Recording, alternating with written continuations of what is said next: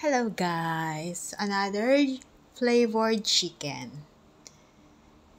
Actually, na-bored lang ako kasi too plain yung breaded chicken na pinrito ko. So, naisipan ko lagyan ng flavored. Ayan, di ba? Too plain siya. So, hiniwa ko siya ng cube size, bite size. Kumuha ko na ilang perasong bawang at konting butter.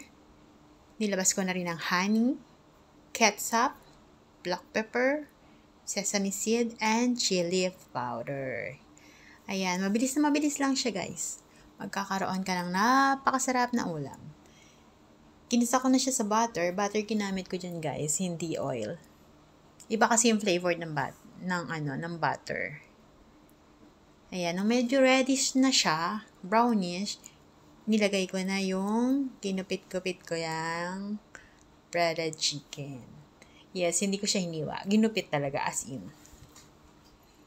Ayan, gisa mo lang konti. Lagyan mo ng konting ketchup for color. Siyempre, iba pa rin pag may color ang food. Pero siyempre, mas maganda yung gamit tayo ng tomato sauce, ketchup, mga ganyan, yung natural color. Unlike mga food colored. Hindi healthy yon. Ayan na, lalagay na natin yung honey napakatagal. Napakatagal lumabas sa lalagyan. So, sticky. Ayan. Yung quantity nito guys, syempre, kung gaano karami yung chicken nyo. So, tansya-tansya lang. Pero yung black pepper, dinamihan ko ang konti para masarap. At saka ang chili powder. Ayan na ang sesame seed. Masarap siya. Masarap pag may sesame seed.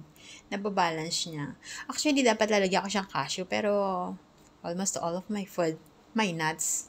May iba naman.